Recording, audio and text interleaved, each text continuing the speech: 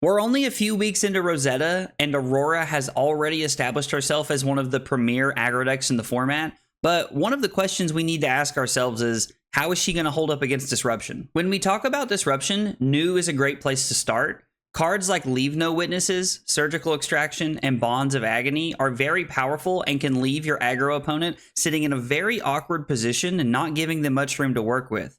So Aurora has to stay on her toes and make sure that she's blocking effectively while playing as much offense as possible. As Aurora, we do get to put New in some awkward situations because when you pair cards like Arc Lightning and Channel Lightning Valley together, it really forces our opponent's hand in deciding how they want to play it out. Can they try and block out all the physical and the arcane, or are they just going to let it come through early and give us an extra card and more information to work with? The other thing is Aurora that really helps us out is that we can run a card like Crown of Providence to bail us out from a Command and Conquer or the first Leave No Witnesses that comes through. Thanks for stopping by, guys. I hope you enjoyed the match. We're playing against New, and they did choose to go first here. So let's see. They're playing both daggers against us. Unfortunately, we have 0 block value in our opening hand. So we're just going to have to take it on the chin here, whatever they do, which is unfortunate. We do get to play the Channel Lightning Valley and the Sigil on turn 0 here, which is good, but yeah, not a lot going on other than that, to be honest. So we're just going to go ahead and play both of these. I don't want to give them the opportunity to take any of these out of our hand here. And that is 3 blues. There's only 12 in our deck, so we are going to go ahead and hang on to the 2 blinks. We're going to really hope that they don't hit a blue off the top. So they do gain a life off the Prognosis, getting the E-Strike there. That would have been very good for us going into our next turn. Would have been able to open up a draw card there, which would have been solid. This has AB1 and Spell Void. Yep, that's what I thought. That is what I thought. And they know that we can't do anything here, so unfortunate, but it is the circumstances. And ooh, man, that is bad news bears for us. All right. It's not looking good so far.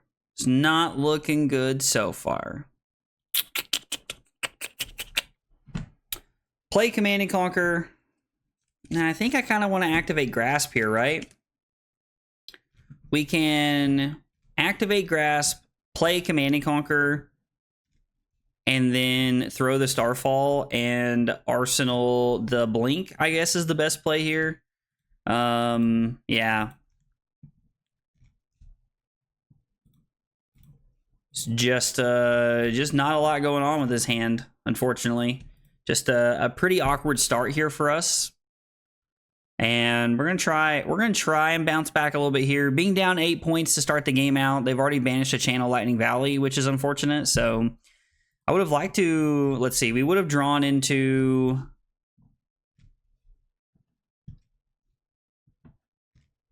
nothing really impressive. Yeah, now we would have just had the E-Strike. I guess when we went E-Strike draw a card, we would have ripped into the Command and Conquer, which would have been very solid. Because our opponent's probably doing everything in their power here to deny us the ability to draw off the Channel Lightning Valley here, I imagine. Okay. I would be curious to know if they give the Arousing Wave here. It seems like a pretty clean block to deny us the Channel Lightning Valley. They could also just give us the last card from their hand here.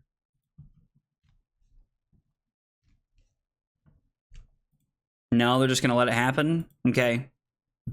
So they let that happen. I'm not going to play the Blink just to activate the Channel Lightning Valley here. We're just going to Arsenal the Lightning Press and try to set up for next turn. And they just pass, which I ultimately think is a pretty good thing for us. I think that pans out pretty well as far as everything's concerned. So let's go Burn Up and Shock. The Arcane here off the Burn Up and Shock really forces their hand and like forces them to make a decision here pretty early on, which I like. I like to use Aurora. We want to be asking questions, and I want to make you answer questions as often as possible. And Aurora is very good at doing that. We are going to use the Lightning Press here to just draw a card. Hopefully it's going to draw us into an extra card. They still know that we have the blink in our hand, so I think we're just going to go ahead and throw that and fuse with the blink. Don't really want to let them know that we have the current funnel in our hand. I'm actually hoping to pitch both of these and set up here. Yeah, they have the sink below. Makes sense. They do sink. We're going to play the lightning press. We're going to see if they have another defense reaction here. Now, it is possible that they do have another defense reaction. They don't. Let's go. You love to see that. We get to deal 4 arcane damage, one of which they can prevent, and then we get to draw a card off the channel Lightning Valley. Another Command and Conquer here is Intertesting. We have played a lightning card this turn, so we're going to come in with 2 go again on the Starfall here. We could just get their arsenal with the Command and Conquer here. Like, it's possible they have a Chi or a no block in hand. Not saying it's the most plausible thing in the world, but it is possible that that's the case. And then we're going to throw the Command and Conquer here. This game has turned from very bad in the first, like, on turn 0 into not such a bad spot to be in. Now, the game could shift again. It's one of the, what I'll say, the obnoxious things about playing against new is that it's very hard to ever really know, like, what kind of disruption they have going on. But we have brought the life back a little bit, and we're now in a little bit better of a spot with the Channel Lightning Valley around.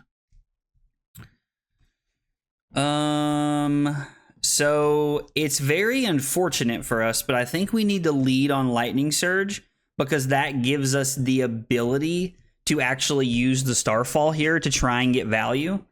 I think that's the best thing we can do here is lead on the Lightning Surge.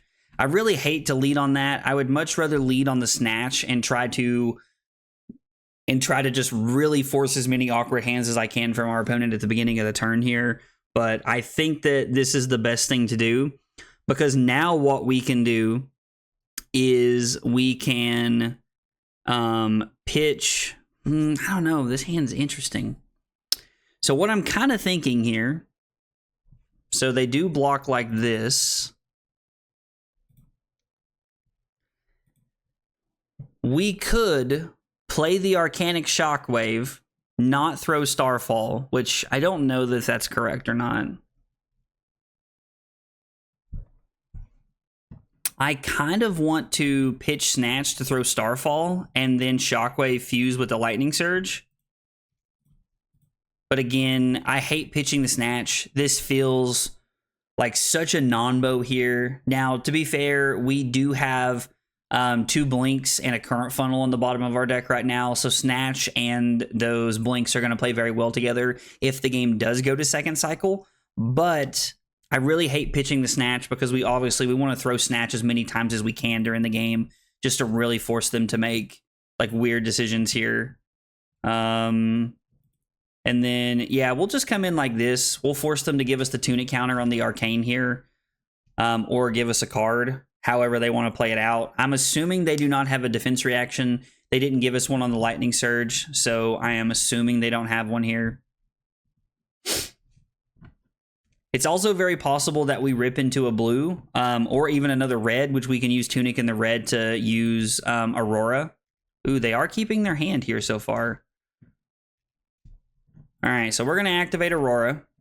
They decided to give us the channel. So we managed to actually hit with channel on all 3 turns it was on the field. So we have drawn 3 extra cards because of channel, which is a great feeling. And we've set up for a positive turn next turn. Lightning presses are looking good here. Unfortunately, we don't really need the extra action points. It's like Spider's Bite. No, just kidding. They changed their mind. I mean, we're just going to crown this away, right? Like, we have a go again card, so we know that we currently have Flittering Charge into pretty much whatever else we're looking at here. Drawing the E-Strike is actually amazing. That is a real feels good play here. Because the embodiment's out there, we get to just lead on draw card. Now, unfortunately, we are down to only 1 Channel Lightning Valley left, which means when we draw it, we are going to need to make sure that we put ourselves in a good position here. Like that we're going to be able to keep it for at minimum 2 turns, because we really need to get as much value out of it as we can. Our opponent getting to channel Lightning Valley that early on was very awkward for us.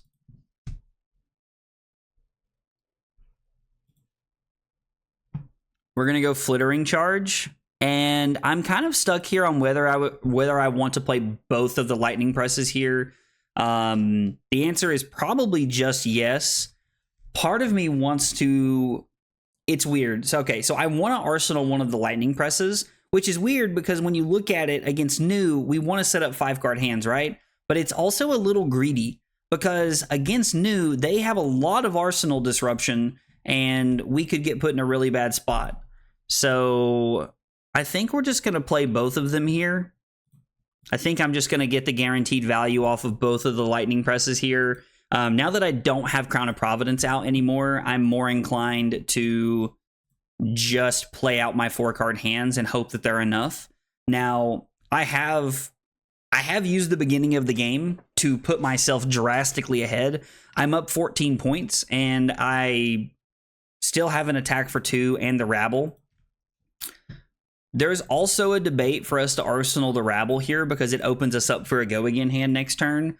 But it's very clear to me they want to keep their hand. So I really just want to throw everything we can at them here and just force them into either giving me another card or taking 4.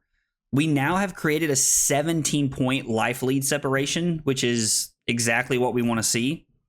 I am 100% blocking this with the Lightning Greaves. I live in a world... Like I have a very, very strong opinion that you block Beckoning Mistblade when they throw it at you with a piece of equipment if it's convenient, because they are looking to really utilize that. Now, yeah, they would have thrown Surgical Extraction for 5 here, which would have been insanely powerful for them, right? Ooh, the Codex is good. They have a Command and Conquer still. Yeah. So what are we getting here? We're getting something that doesn't matter. They got a Command and Conquer. I think what we're going to do is we're going to discard the Burn Up and Shock here. Let's get a Lightning Surge, discard the Burn Up and Shock. We're just going to let this hit. I don't really think there's a reason to fight over this. We have a hopefully 12-point hand here, which is forcing lethal in some way. Now, New's going to block with some amount of cards, even if it's only 1 or 2. New blocks with cards almost every turn. Almost every turn. Plus the Spider's Bite was in effect, so I don't think we could have blocked that out even if we wanted to. Since we have double Rabble, I was like, we're really hoping that there is a red on top because having double Rabble in hand is very awkward when you have a blue. It really forces you into arsenaling one of the Rabbles, especially with a hand like this. So just being able to throw 12 here on this hand feels really good. We're able to try and continue to push the life distance, the life gap here. The worst thing that can happen for you is that you spend the entire game against New at life parity, where you guys are just kind of like tied and hanging out there around the same life total. You want to, in the first 5 turns normally, try and find a big turn where you can really put them in an awkward spot. This hand's also really good because it blocks 6 if I need it to. I'm honestly debating giving up the Grasp here.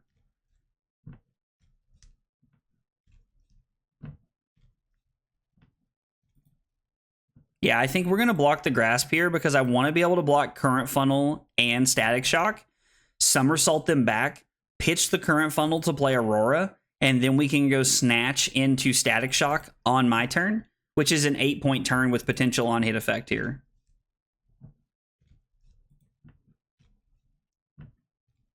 I think that's just the best turn we can do. I don't really think our hand has a better option. I think that is the best turn we have here, but honestly, that's okay because we're playing this out in a very solid way here. Yeah,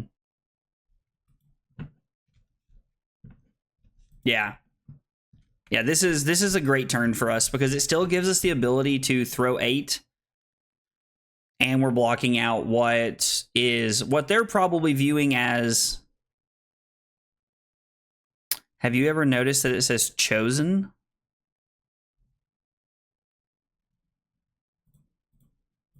I'm not sure what my opponent means here. We're going to activate Aurora. And I'm going to lead on the Snatch here.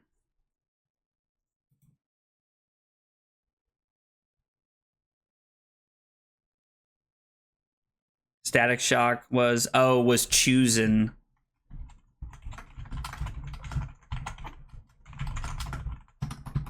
Now that you pointed it out. That's funny. It says chosen, not chosen. I've never noticed that before. That's funny. I did not notice that. I've never seen that before. That's interesting. Okay, so we're going to lead on the Snatch here. Now, I'm living in La La Land if we think like that they're going to let this hit, but still. Oh, nice. They don't have a defense reaction, so this forces 2 cards. I mean, if they have a defense reaction, like, it's kind of awkward for us because it means they still have 3 cards, and we're just going to throw 4 at them. Now, I am going to throw the Static Shock here. It's just 4, and it does force them to make decisions here. I have not played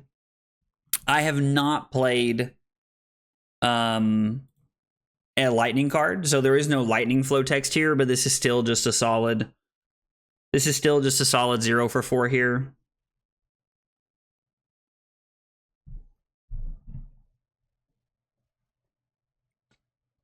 So one thing that I really like about Aurora is that she plays very like similar to Fi in a lot of aspects, in my opinion, except she really she just gets to play like all of these breakpoint attacks, and I really enjoy that. I think that gives her a very, very strong I think it makes her very strong. So Flittering Charge, Somersault it back to my hand. Yeah, I think this is no blocks all the way. I mean, if they are just gonna nick this, like, okay. It's kind of interesting because I actually think you'd be better served to just throw the Spider's Bite at me. I know that technically it's more damage the way that they wanted to do it, but... So we get to Flittering Charge and then Somersault this back.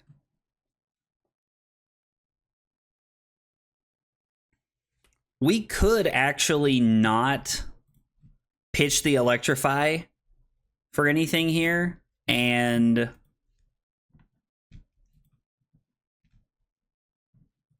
Nah, there's no world, because even then we'd have a card that we want to arsenal here. So we're going to get to go Starfall for 2 go again. I will say the one problem with us repetitively throwing our entire hand is that there is a very good possibility, like there's a higher chance of us breaking that way. And I do think that that ultimately makes it a little awkward at times.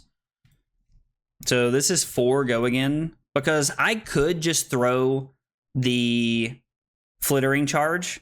Actually, we'd probably throw... No, we'd throw the Flittering Charge, activate Aurora, and then Arsenal Static Shock. But I think I would rather push the Static Shock here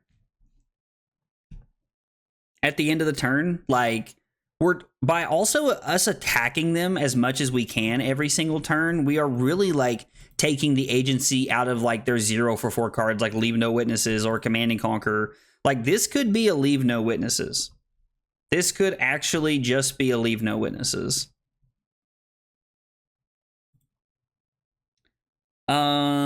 I think I'm just gonna block with Grasp here because I really don't want them to get a blue card. It would be very unfortunate if they did. Them going back to 4 could be very relevant here.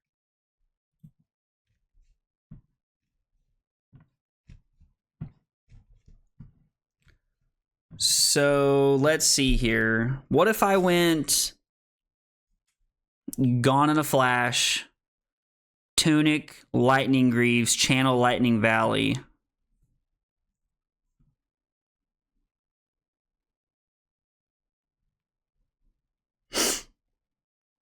Could be pretty good. And then we could throw 7 or... I'm not going to get this back off of my play here. I don't want to get this back.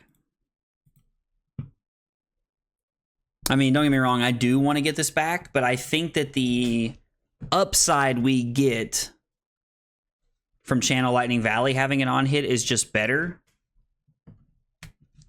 If they decide to take one here, well, I guess it depends on how they block, right? Like, so them blocking like this means we're going to do the whole Greaves Channel Lightning Valley thing in the resolution step. Because there's no reason for us to do it now. They haven't taken any damage. They've not done anything. So this is where we're going to go Tunic into Greaves. Also, big shout out to Tunic and Lightning Greaves for making this hand possible. We are going to return Gone in a Flash to our hand. Now I can go Starfall, pitching Static Shock into 7, or I have the ability to go 5 Go Again into 4. I think we're just supposed to pitch this to make sure that we're keeping the Channel Lightning Valley around. So 2 Go Again into 7 with the E-Strike has a very high chance of hitting. I mean, we haven't seen that many defense reactions, but you would think they would have given us a defense reaction right there, right? As opposed to blocking with Tunic. Maybe they were playing around Lightning Press. So they did have a defense reaction? Oh no, they don't. They have a Chi. So we actually just win the game on the spot here. We don't even have to try and draw a card and set up for next turn. Although we were going to rip into a card here more than likely to set up for a powerful 5-card hand, which is safe because we know that they don't have anything set up for the following turn, and we would have been in a good spot to try and push lethal to end the game. I have very mixed emotions about how this game started. Our opponent banished a Channel Lightning Valley and was able to put us down to 33 on turn 0, which is not a great feeling, but I was also able to put a Channel Lightning Valley into play and a Sigil of Lightning on turn 0, which allowed us to throw Command & Conquer and a Rune Chant and our Starfall in the first turn of the game. Then our opponent kept one card in their hand, did nothing with it, so they kind of gave themselves an intellect penalty. I'm assuming it was a very powerful card here, but either way, I think this was a mistake, and it actually gave us a spot to get back into the game and use our CLV to really apply a lot of pressure early on. On turn 4, our opponent threw Command & Conquer at us, which gave us the ability to use Crown of Providence to set up a powerful 5-card hand, which actually let us throw 21 points at our opponent. Now, you'll notice on my turns 5 and 6, I had the option of keeping one of my cards to Arsenal both turns, but I'm a firm believer that against New with all of their Arsenal disruption, we don't want to keep anything in our Arsenal. We want to throw every single thing we can from our hand. It protects us against Frailty tokens, and it also protects us against any Leave No Witnesses or Command & Conquers, and we're still getting to have as much damage output as possible. Now, the counter argument here is that playing off of a 4-card hand is weaker than a 5-card hand, but I think after Crown of Providence is gone, this is a risk you have to be willing to take because you no longer have a way to protect your arsenal, and if you're forced to block, you're probably losing the game. On our opponent's turn 6, they throw an Erase Face at us, and honestly, our hand wasn't great looking at it, but we did have a pretty cool play we could make there. We're able to block with the Current Funnel and the Static Shock, then use the Electromagnetic Somersault to get both of them back to our hand. And then since we don't have Go Again or a way to generate Go Again, we can actually pitch the Current Funnel to activate Aurora on our opponent's turn, making an embodiment of lightning, which is a pretty cool play. It doesn't come up very often, but it's good to know that it exists. On the last turn of the game, we were able to use our Tunic counter and Lightning Greaves kind of as a Snapdragon scalers there with the Channel Lightning Valley and the Gone in a Flash.